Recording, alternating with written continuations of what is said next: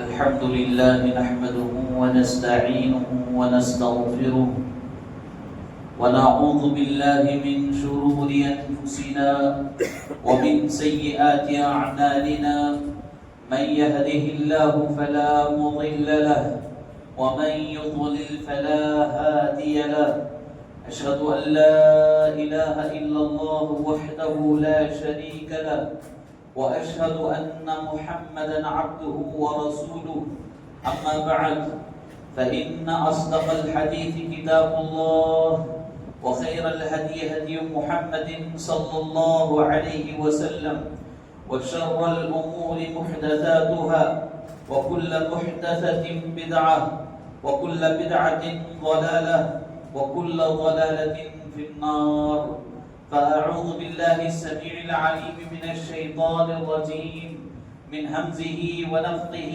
ونفسه بسم الله الرحمن الرحيم يا أيها الناس اتقوا ربكم الذي خلقكم من نفس واحدة وخلق منها زوجها وبث منهما رجالا كثيرا ونساء واتقوا الله الذي تساءلون به والأرحام إن الله كان عليكم رقيبا وقال تعالى في موضع آخر يا أيها الذين آمنوا اتقوا الله حق تقاته ولا تموتن إلا وأنتم مسلمون وقال تعالى في موضع آخر يا أيها الذين آمنوا اتقوا الله وقولوا قولا سديدا يصلح لكم أعمالكم ويغفر لكم ذنوبكم ومن يطع الله ورسوله فقد فاز فوزا عظيما قال الله تبارك وتعالى في كلامه المجيد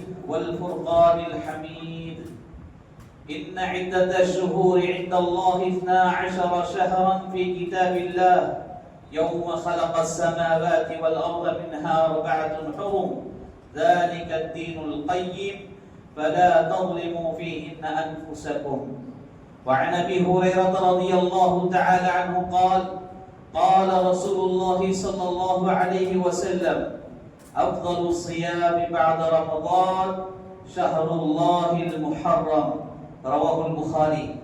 قابل احترام بزرگان دین، نوجوانان اسلام، پردہ نشین خواتین اسلام، تمام قسم کی تعریف و توصیف، حمد و ثنا، کبریائی و بڑائی، پاکیزگی اسی اللہ رب العزت کے لیے لائق و زیبا ہے جو ہم تمام کا خالق ہے، مالک ہے، رازق ہے. حقیقی عبادتوں کا وہی صحیح حقدار ہے. اس کے علاوہ کوئی معبود برحق نہیں، اس کے علاوہ کوئی قدرت نہیں، اس کے علاوہ کوئی عظمت نہیں. انگنت و لا تعداد درود و سلام نازل ہو تمام انبیاء کرام پر، بالخصوص شفیع المذنبین، خاتم النبیین، سید المرسلین، رحمت للعالمین، محمد رسول اللہ صلی اللہ علیہ وسلم پر اللہ رب العزت کی بے انتہا سلامتیں، رحمتیں نازل ہوں. تمام صحابہ و صحابیات رضوان اللہ علیہم اجمعین پر، تابعین، تبع تابعین، ائمہ، مجتہدین، فقہاء و محدثین، سلف صالحین پر. قابل قدر حاضرین جمعہ، حالات کی مناسبت سے ایک انتہائی اہم عنوان لے کر آپ کے سامنے کھڑا ہوں. جس مہینے سے ہم گزر رہے ہیں یہ اسلامی تاریخ کے اعتبار سے پہلا مہینہ ہے جس کو محرم الحرام کہا جاتا ہے. اسلامی مہینوں میں اور اسلامی کیلنڈر کے حساب سے یہ پہلا مہینہ مانا جاتا ہے اور اسی مہینے سے ہجری سن کی ابتدا ہوئی. یعنی اسلامی تاریخ کی جو ابتدا ہے اسی مہینے سے ہے. تو معلوم یہ ہوا کہ اسلام کے مہینوں میں پہلا مہینہ یہ مہینہ ہے. اس مہینے سے متعلق اور بعض مہینوں سے متعلق اللہ رب العزت نے قرآن مجید میں خصوصیت کے ساتھ کچھ باتیں بیان فرمائی اور اسلام میں ان مہینوں سے متعلق کچھ بنیادی تعلیمات بھی بیان کی گئی ہیں. لہذا ہم مسلمانوں میں ایک بڑا طبقہ ایسا ہے اس مہینے کو سیدنا حسین رضی اللہ تعالی عنہ کی شہادت سے جوڑ کر یہ گمان رکھتا ہے، یہ عقیدہ رکھتا ہے کہ اس مہینے کی فضیلت، اس مہینے کی عظمت، اس مہینے کی اہمیت ان کی شہادت سے جڑی ہوئی ہے. جبکہ سیدنا حسین رضی اللہ تعالی عنہ کی شہادت سے پہلے اللہ رب العالمین نے اس مہینے کی اہمیت و فضیلت قرآن میں بیان کی ہے. پیارے نبی صلی اللہ علیہ وسلم نے احادیث صحیحہ میں اس کی اہمیت بیان کی ہے. معلوم یہ ہوا کہ اس مہینے سے حسین رضی اللہ تعالی عنہ کی شہادت سے کوئی تعلق نہیں.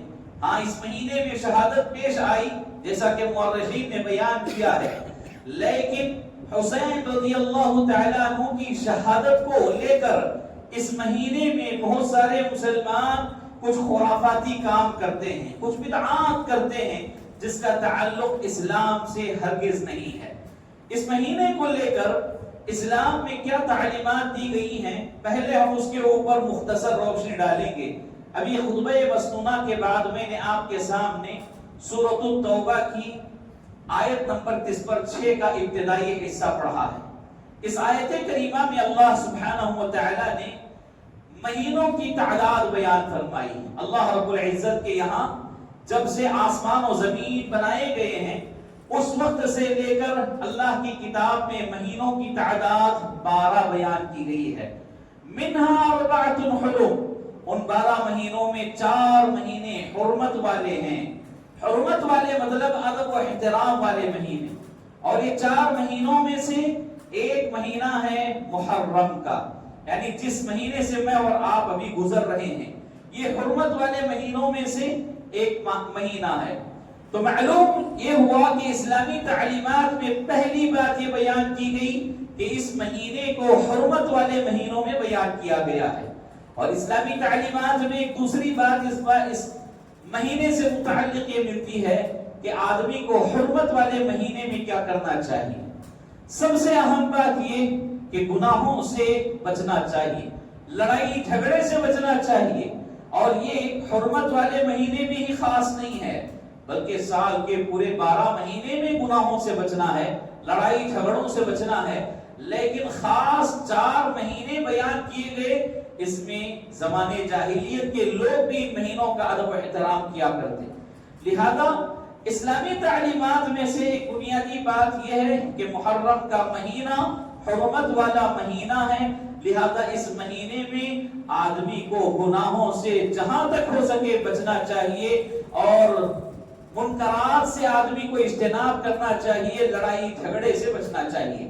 اور ایک تعلیم اسلامی تعلیمات میں اس مہینے سے متعلق جو بیان کی جاتی ہے وہ یہ، پیارے نبی محمد رسول اللہ صلی اللہ علیہ وسلم نے بیان کیا کہ افضل الصیام بعد رمضان شہر اللہ المحرم. اس روایت کو امام بخاری و امام مسلم رحمہم اللہ نے اپنی صحیحین میں بیان کیا ہے. سیدنا ابو ہریرہ رضی اللہ تعالی عنہ فرماتے ہیں اللہ کے نبی صلی اللہ علیہ وسلم نے فرمایا رمضان المبارک کے روزے کے بعد کسی روزے کو زیادہ فضیلت نصیب ہوتی ہے تو وہ محرم کا جو اللہ کا مہینہ ہے محرم اس کا روزہ ہے. یعنی اس مہینے کی 10ویں تاریخ کا ایک روزہ ہے. اس روزے کی اہمیت بیان کی گئی ہے. تو اسلامی تعلیمات کے اعتبار سے دیکھا جائے اس مہینے کے اندر روزہ رکھنے کا حکم دیا گیا. اچھا روزہ کیوں رکھنا ہے، اس کی وجہ کیا ہے؟ پیارے نبی صلی اللہ علیہ وسلم مکہ مکرمہ سے مدینہ طیبہ کی طرف ہجرت فرما رہے ہیں. اور اس روایت کو امام بخاری رحمۃ اللہ علیہ نے صحیح بخاری میں بیان کیا. جب اللہ کے نبی صلی اللہ علیہ وسلم مدینہ پہنچے ہجرت کر کے اور مدنی زندگی میں دیکھا گیا کہ محرم کی 10 تاریخ جب آئی تو وہاں کے جو یہودی تھے وہ لوگ 10ویں تاریخ کو روزہ رکھے ہوئے تھے. پہلے نبی محمد رسول اللہ صلی اللہ علیہ وسلم نے پوچھا کہ یہ یہودی روزہ کیوں رکھے ہیں؟ تو یہودیوں سے جواب ملا کہ آج کا دن جو 10ویں محرم ہے، آج کا دن اللہ تبارک و تعالی نے ہمیں اپنے دشمن سے نجات دلائی تھی، یعنی فرعون سے نجات دلائی تھی. اس بات پر شکریہ کے طور پر موسیٰ علیہ السلام نے روزہ رکھا. لہذا موسیٰ علیہ السلام کی اتباع میں ہم بھی روزہ رکھ رہے ہیں. اللہ کے نبی صلی اللہ علیہ وسلم کو جب یہ جواب ملا تو پیارے نبی صلی اللہ علیہ وسلم نے کہا کہ بھائی موسیٰ کی اتباع کرنے کا زیادہ حقدار میں ہوں، تم سے زیادہ حق میں رکھتا ہوں۔ لہذا اللہ کے نبی صلی اللہ علیہ وسلم نے 10ویں محرم کا روزہ رکھا، صحابہ کرام کو بھی رکھنے کا حکم دیا، اور یہاں ایک بات یہ بیان کی گئی کہ یہودیوں کے ساتھ مشابہت نہ ہو، اس لیے ایک روزہ زائد رکھنے کا بھی حکم دیا گیا ہے۔ روایات کی روشنی میں اگر دیکھا جائے تو 9ویں تاریخ، 10ویں تاریخ، 11ویں تاریخ، ان 3 تاریخوں کا تذکرہ ملتا ہے، لیکن صحیح روایت کے مطابق دیکھا جائے 9ویں تاریخ اور 10ویں تاریخ 2 روزے رکھنے سے ایک تو نبی صلی اللہ علیہ وسلم کی سنت پر عمل ہوگا، اور دوسرا یہ کہ یہودیوں کی مخالفت ہوگی 2 روزے رکھنے کی وجہ سے۔ لیکن جن روایتوں میں 10 اور 11 کا ذکر ملتا ہے یہ روایتیں ضعیف مانی گئی ہیں۔ لہذا خلاصہ کلام یہ ہے کہ مجھے اور آپ کو اس مہینے کے متعلق اسلام میں جو تعلیمات دی گئی ہیں ان میں سے بنیادی تعلیم یہ ہے کہ اس مہینے میں 10ویں محرم کا روزہ رکھنا۔ اگر کوئی آدمی 9 تاریخ کا روزہ رکھتا ہے اور 10 تاریخ کا روزہ رکھتا ہے تو یہ اس کے لیے اور اچھی بات ہے، لیکن اگر کسی کو 2 روزے رکھنے کا موقع نہیں مل رہا ہے، کم از کم وہ 10ویں محرم کا یعنی محرم کی 10 تاریخ کا روزہ رکھ لے، اس کے لیے کافی ہو جائے گا، اور اس کو عاشورہ کا دن کہتے ہیں۔ 10ویں محرم کو عاشورہ کا دن، عاشورہ کا روزہ، یہ روزہ رکھنا چاہیے۔ اللہ کے نبی صلی اللہ علیہ وسلم نے اس روزے کو پسند فرمایا، صرف پسند نہیں کیا بلکہ اس کی اہمیت و فضیلت بیان کی۔ وہ کیا ہے؟ افضل الصیام بعد رمضان شہر اللہ المحرم، رمضان المبارک کے بعد کسی روزے کو زیادہ فضیلت ملتی ہے تو وہ اللہ کے مہینہ محرم کے روزے کو، تو وہ یہی روزہ مراد ہے۔ لہذا 10ویں محرم کا روزہ رکھنے کی مرد اور عورتوں کو سبھی کو کوشش کرنا چاہیے۔ اچھا، اس کا اجر کیا ہے؟ 10ویں محرم کا روزہ رکھنے سے آدمی کو فائدہ کیا ملتا ہے؟ اس کا اجر و ثواب کیا ہے؟ صحیح بخاری و مسلم میں ایک روایت لائی گئی جس میں کہا گیا، اللہ کے نبی صلی اللہ علیہ وسلم سے سوال کیا گیا، اللہ کے نبی محمد رسول اللہ صلی اللہ علیہ وسلم اس روزے سے بابت ہمارے لیے کیا اجر و ثواب ہے؟ اللہ کے نبی صلی اللہ علیہ وسلم نے کہا کہ 1 سال کے گناہ معاف کیے جاتے ہیں۔ سبحان اللہ، 1 دن کا روزہ رکھ لے تو پورے سال کے گناہ اس کے بخش دیے جاتے ہیں۔ کتنا بڑا اجر و ثواب ہے! اور ہم سال بھر کتنے گناہ کیے ہیں، چھوٹے گناہ، صغیرہ گناہ، اگر ہم شمار کرنے بیٹھے تو گناہ شمار نہیں کیے جا سکتے، اتنے گناہ ہم کرتے ہیں۔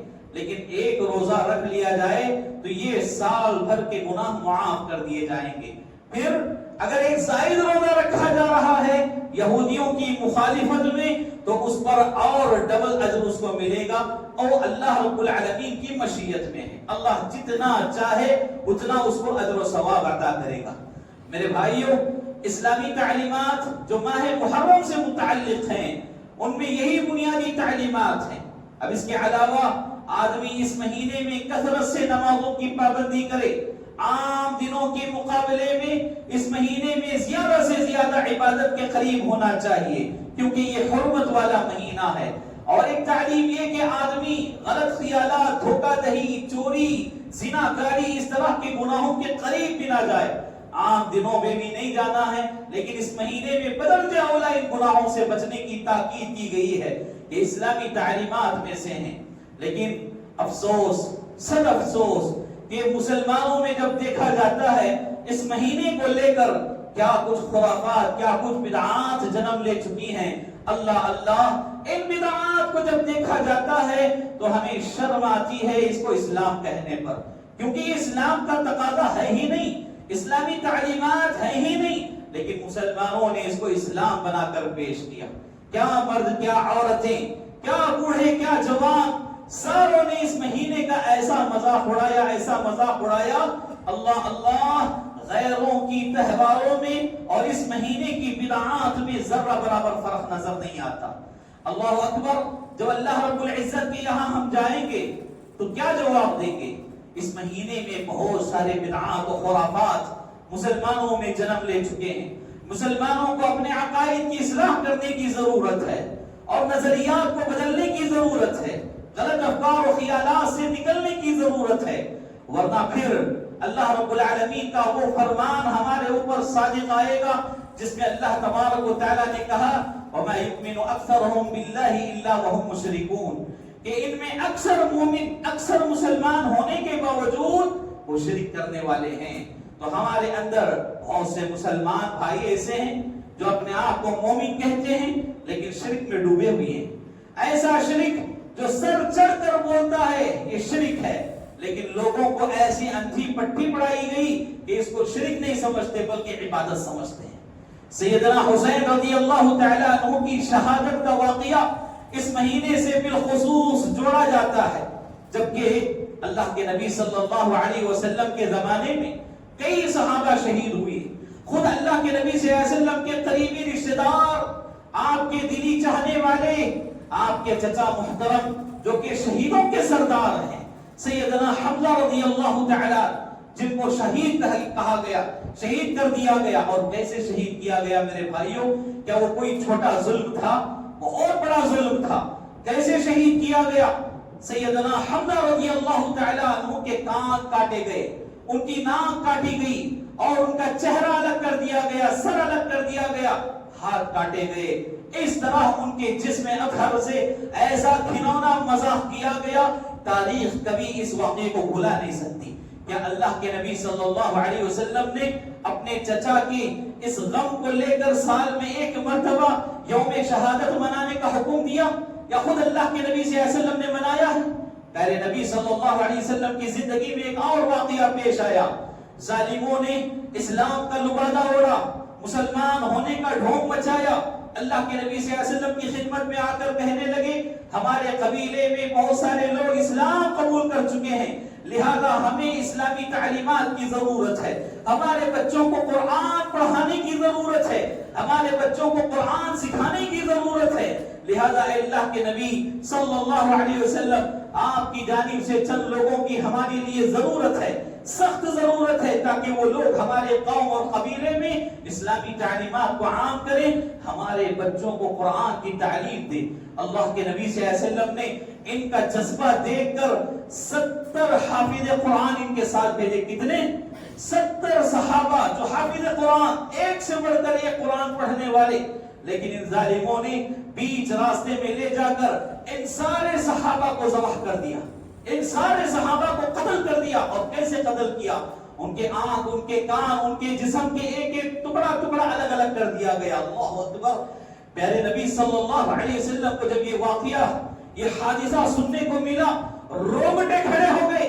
اللہ کے نبی صلی اللہ علیہ وسلم کا دل، آنکھیں سب رونے لگی۔ کیا غلطی ہوگی ہم سے کہ 70 صحابہ جو حافظ قرآن تھے، لیکن اللہ کے نبی صلی اللہ علیہ وسلم نے ایک اچھے ارادے کے ساتھ ان کے ساتھ بھیجا تھا، لیکن ان ظالموں نے ان کے ساتھ کیا کیا؟ ان کو جام شہادت پلایا اور ان کے جسم کے ٹکڑے ٹکڑے کر دیے گئے۔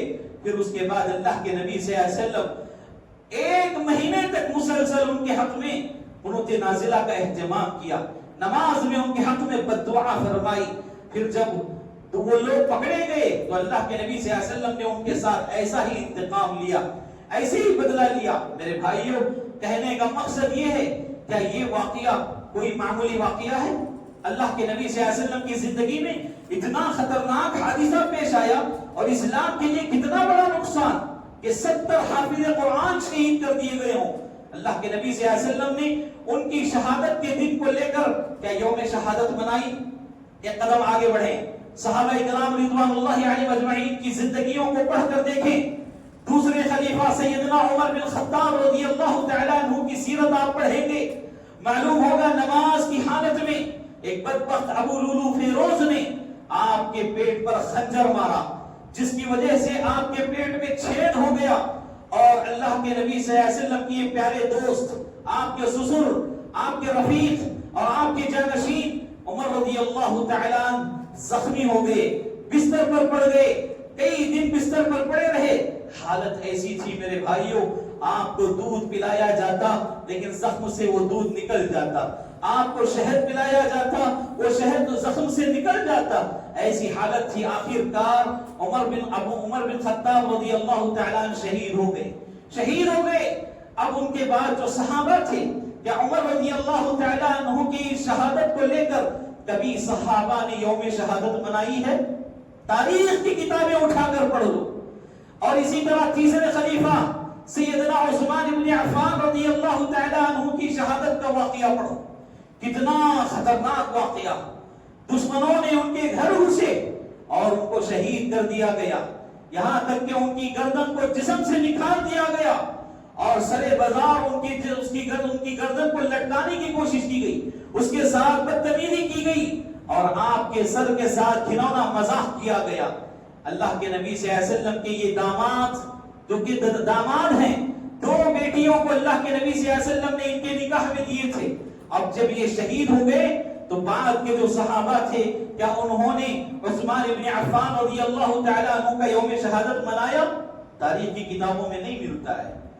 اور اسی طرح آخری جو خلیفہ گزرے ہیں علی المرتضی رضی اللہ تعالیٰ، جن کے بیٹے کو لے کر ہی یہ شہادت کا نغمہ، شہادت کا ڈھونگ مچا کر یہ بدتمیزیاں مسلمانوں میں جو عام کی جا رہی ہیں. علی رضی اللہ تعالیٰ فجر کی نماز کے لیے نکلے ہوئے ہیں اپنے گھر سے، راستے میں دشمن تاپ میں بیٹھا ہوا تھا، ابھی تاریکی چھائی ہوئی تھی. عبد الرحمن ابن ملجم فوراً آتا ہے، اپنے خنجر سے علی رضی اللہ تعالیٰ عنہ پر وار کرتا ہے، اور ایسا خطرناک وار کہ آپ کا چہرہ مبارک زخمی ہو جاتا ہے اندھیرے میں. اور اس کے بعد علی رضی اللہ تعالیٰ عنہ اسی کی وجہ سے انتقال ہو جاتے ہیں، شہادت کا جام نوش فرماتے ہیں. اب آپ کے بعد والے صحابہ کیا کبھی علی رضی اللہ تعالیٰ عنہ کا یوم شہادت منائے؟ یہ تو صحابہ رضی اللہ تعالیٰ عنہ کی زندگی ہے. اب اس کے بعد تابعین، تبع تابعین، اسلاف امت کی زندگیاں آپ پڑھ کر دیکھ لیں. تاریخ میں کبھی کوئی ایسا دن منایا نہیں گیا جو یوم الشہداء یعنی شہیدوں کا دن یا یوم شہادت کے نام سے منایا گیا ہو. یہ تو انگریزوں کی پڑھائی ہوئی تعلیم ہے. ٹیچرز ڈے، فلاں ڈے کے نام پر محرم کے مہینے میں حسین رضی اللہ تعالیٰ عنہ کی شہادت کو لے کر ایک دن لوگوں نے مختص کیا. یہ اسلامی تعلیمات میں سے ہرگز نہیں ہے. میرے بھائیوں، شیعہ کے ایک عالم نے اس کو رواج دیا تھا. جو شیعہ جو اللہ کے نبی صلی اللہ علیہ وسلم کے صحابہ کے نہیں ہو سکتے، وہ ہمارے کیا خیر خواہ ہو سکتے ہیں. اور شیعہ و روافض کے بارے میں اس پاک ممبر سے میں ان کے بارے میں گفتگو کروں یہ مجھے زیب نہیں دیتا. ایسے گھنونے عقائد، ایسے گھنونی حرکتیں ان کی ہوتی ہیں، لیکن اب انہی کی تعلیمات پر عمل کرتے ہوئے کئی مسلمانوں کو دیکھا جا رہا ہے کہ یہ لوگ اسلام کا نام دے کر ان بدعات و خرافات کو اسلام سمجھ کر فروغ دے رہے ہیں. صرف ایک بات کافی ہے کہ کیا اللہ کے نبی صلی اللہ علیہ وسلم نے کسی کا یوم شہادت منایا؟ کیا صحابہ نے منایا ہے؟ کیا تابعین نے منایا ہے؟ یا پھر ان کے بعد جو اسلاف آئے، چار ائمہ جو آئے، چار اماموں میں یا ان کے علاوہ اور بھی جو ائمہ ہیں، کسی نے اس بات کی اجازت نہیں دی. لیکن آج مسلمانوں کو دیکھو، جو یوم شہادت نہیں مناتے ان کو گستاخ رسول کہا جاتا ہے، اور جو یوم شہادت نہیں مناتے حسین رضی اللہ تعالیٰ عنہ کے خلاف ان کو باغی ٹھہراتے ہیں. یہ اسلامی تعلیمات میں سے نہیں ہے میرے بھائی. ہوش کے ناخن لینے کی ضرورت ہے اور اسلامی تعلیمات کو اپنانے کی ضرورت ہے، اپنے عقیدے کی اصلاح کرنے کی ضرورت ہے. اور اسی 10ویں محرم کے مہینے میں بہت سارے خرافات کیے جاتے ہیں، لیکن خاص کر کے 10ویں محرم میں دیکھا جاتا ہے تعزیے بنائے جاتے ہیں. یہ تعزیے کیا ہیں؟ تعزیہ اصل میں تعزیت یعنی جو کسی کے اوپر پریشانی آئی، انتقال ہوا وغیرہ، اس کے لیے جو کچھ کلمات کہنے کے لیے جاتے ہیں، تعزیہ داری، تیمار داری، بیمار پرسی، یہ ساری چیزیں ایک ہی معنی میں آتے ہیں. اسی لفظ سے لوگوں نے تعزیہ بنایا ہے. اور اب یہ تعزیے کیا ہوتے ہیں؟ لوگ اپنے ہاتھوں سے چند کپڑے، چند لکڑی کے ڈھانچے بنائے جاتے ہیں اور یہ عقیدہ رکھتے ہیں کہ اس تعزیہ میں حسین رضی اللہ تعالیٰ عنہ کی روح آ کر بستی ہے. لا حول ولا قوت الا باللہ. یہ تو غیر مسلموں کا عقیدہ. یہ لوگ اپنے تہواروں میں اس طرح کے عقیدے لے کر تہوار مناتے ہیں. اب مسلمان بھی یہ عقیدہ رکھیں اور گلی گلی میں دیکھو تعزیے. اب حسین رضی اللہ تعالیٰ عنہ کی روح کس تعزیے میں ہے؟ گلی گلی میں تعزیے، چھوٹے گھر میں، بڑے گھر میں، اور اس کے لیے فلاں جگہ مختص بھی ہوتی ہیں. یہ سارے کاروبار کے طریقے ہیں. کھل کر کہو، غیر مسلموں میں جو گنیش کے تہوار ہوتا ہے، ونائک چوتھی جو ہوتی ہے، بالکل اسی کے مثل آج ہم مسلمانوں میں یہ محرم چل رہا ہے۔ صرف اور صرف پیسہ بٹورنا، صرف اور صرف حلوے پوریاں کھانا، ان کے نام کی سبیلیں لگانا، لنگریں بنانا، نظر و نیاز چڑھانا اور ڈبرے پہ ڈبرے خالی کرنا، یہ اسلام نہیں ہے، یہ اسلام نہیں ہے۔ اسلام کا نام کہہ کر ان لوگوں نے لوگوں کے ایمان کو چرایا۔ ان سے بڑے چور امت کے اندر اور کچھ نہیں، کوئی نہیں ہو سکتے۔ میرے بھائیوں، ہوش کے ناخن لینے کی ضرورت ہے۔ کیا سیدنا حسین رضی اللہ تعالیٰ عنہ سے ہمیں محبت نہیں ہے؟ ہمیں محبت نہیں ہے؟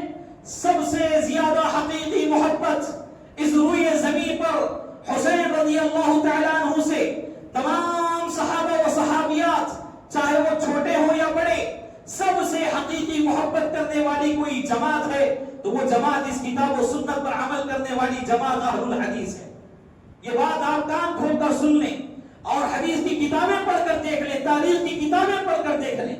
ہماری نماز اس وقت تک مکمل نہیں ہوتی جس وقت اللہ کے نبی صلی اللہ علیہ وسلم کی سکھائی ہوئی دعائیں جو حسین رضی اللہ تعالیٰ عنہ کے سامنے، حسین رضی اللہ تعالیٰ عنہ کو اپنے سامنے بٹھا کر دعائیں سکھائیں، وہ دعائیں پڑھنے کے بعد ہماری نماز مکمل ہوتی ہے۔ تو کیا حسین رضی اللہ تعالیٰ عنہ سے یہ محبت نہیں ہے؟ اور حسین رضی اللہ تعالیٰ عنہ سے محبت ہم الفاظ میں بیان نہیں کر سکتے، لیکن اسلام میں ہر ایک کی ایک محبت کا دائرہ بیان کیا گیا۔ اس دائرے میں رہ کر وہ محبت کی جائے تو وہ محبت حلال ہے، اور ایسی حلال محبت، جائز محبت اللہ کے یہاں اجر و ثواب کا باعث بنتی ہے۔ لیکن وہ باؤنڈری کراس کریں گے، وہ حد کراس کر کے محبت کا نام دیں گے تو ایسی محبت اللہ کے یہاں حرام مانی جائے گی، حرام مانی جائے گی۔ نبی سے ایک محبت ہے، نبی کی محبت میں کوئی اندھا ہو کر نبی کو اللہ بنا دے تو کیا یہ محبت قابل قبول ہے؟ حرام ہے۔ صحابی سے ایک محبت ہوتی ہے اور وہ محبت اس کی حد میں رہ کر کی جائے، کسی صحابی سے خصوصی محبت کرتے ہوئے اس صحابی کو بندہ نبی بنا دے تو کیا یہ محبت جائز ہے؟ حرام ہے۔ تو میرے بھائیوں، ہر ایک کی محبت کا معیار بیان کیا، حد بیان کی گئی ہے، اس حد میں رہ کر محبت کرنا سیکھیں، ورنہ پھر ماں سے محبت، بیوی کی محبت سارے خلط ملت کریں گے تو یہ حرام ہے، حرام ہے۔ اس بات کو سمجھنے کی ضرورت ہے۔ بہرکیف محرم الحرام کے اس حرمت والے مہینے میں تعزیہ داری ہوتی ہے، اور تعزیہ داری میں حسین رضی اللہ تعالیٰ عنہ کی روح آنے کا عقیدہ رکھا جاتا ہے۔ بعض لوگوں کا عقیدہ یہ بھی ہوتا ہے کہ ان کے نام کے جو تعزیے بنائے جاتے ہیں، بعض جگہوں پر آپ دیکھیں گے آل بیت کے تعزیے بنائے جاتے ہیں، علی رضی اللہ تعالیٰ عنہ کا، فاطمہ رضی اللہ عنہا کا، حسن اور حسین رضی اللہ عنہما کا، اس طرح نام لے کر تعزیے بنائے جاتے ہیں، اور ان تعزیوں میں ان سب کی روح آنے کا عقیدہ رکھتے ہیں۔ اور میں اپنی کتابوں کی بات نہیں کرتا، اپنے علماء کی بات نہیں کرتا، بلکہ فقہ حنفی کے جو کبار علماء ہیں ان کا یہ فتویٰ ہے کہ کسی مسلمان کے اندر یہ عقیدہ ہو کہ فلاں فلاں کی روح فلاں چیز میں حاضر ہوتی ہے تو وہ شخص کافر ہو جائے گا۔ کیا ہوگا؟ کافر ہو جائے گا، اس کا اسلام سے کوئی تعلق نہیں ہوگا۔ تو اب اتنے خطرناک فتاوے ہونے کے باوجود ہمارے مسلمانوں کو دیکھا جائے افسوس کا مقام ہے، اور سب سے زیادہ افسوس اس وقت ہوتا ہے جب ان لوگوں کی ڈول بڑے لکھے لوگوں کے ہاتھ میں ہوتی ہے، جو ایجوکیٹڈ پرسن ہوتے ہیں، گڈ پرسن، ویل پرسن ہوتے ہیں، ایسے لوگ ان کی نکیل سمائے ہوئے ہیں اور ان کا ڈور سنبھالے ہوئے ہیں، تو افسوس تو اس وقت ہوتا ہے۔ عقل مند جن کو سمجھا جاتا ہے وہی عقل مندی سے دور نظر آئیں تو اس سے بڑا افسوس کا مقام کیا ہے؟ تو خلاصہ کلام یہی ہے میرے بھائیوں، خاص کر کے بہنوں سے گزارش ہے، محرم کے مہینے میں جو اسلامی تعلیمات بیان کی گئی اسی پر عمل کیا جائے، کیونکہ یہی ہمارے لیے ضروری ہے، یہی ثواب کا باعث ہے۔ اس سے ہٹ کر جو غلط عقائد، جو نظریات آج لوگوں میں عام ہو گئے ہیں، جیسا کہ باقاعدہ تعزیہ داری ہوتی ہے، رقص و سرور ہوتا ہے، ڈانس ہوتا ہے، ناچ گانا ہوتا ہے، شراب پینا پلانا ہوتا ہے، ڈول تاشا ہوتا ہے، گانے بجانے ہوتے ہیں، ڈی جے ہوتا ہے، فلاں ہوتا ہے، اسلام سے اس کا کوئی تعلق نہیں ہے۔ اور ایسا کرنے والے لوگ وہ خود اسلام سے کوسوں دور ہیں، لہذا ایسے لوگوں کو آپ دیکھ کر دھوکہ نہ کھائیں کہ یہ مسلمان ہیں۔ ایسے ہی لوگوں کے بارے میں اللہ نے کہا وَمَا يُؤْمِنُ أَكْثَرُهُم بِاللَّهِ إِلَّا وَهُمْ مُشْرِكُونَ، ان میں اکثر لوگ ایمان لانے کے باوجود شرک کرنے والے ہیں، مشرک ہیں ایسے لوگ۔ لہذا اللہ رب العزت کے اس فرمان پر تو غور کر لیا جائے۔ اللہ کے نبی صلی اللہ علیہ وسلم کہہ رہے ہیں کہ میں ناچ گانا ڈھول تاشا اور میوزک کی جو چیزیں ہیں ان کو حرام کرنے کے لیے نبی بنایا گیا ہوں۔ ایک روایت میں ایسے بھی الفاظ ہیں۔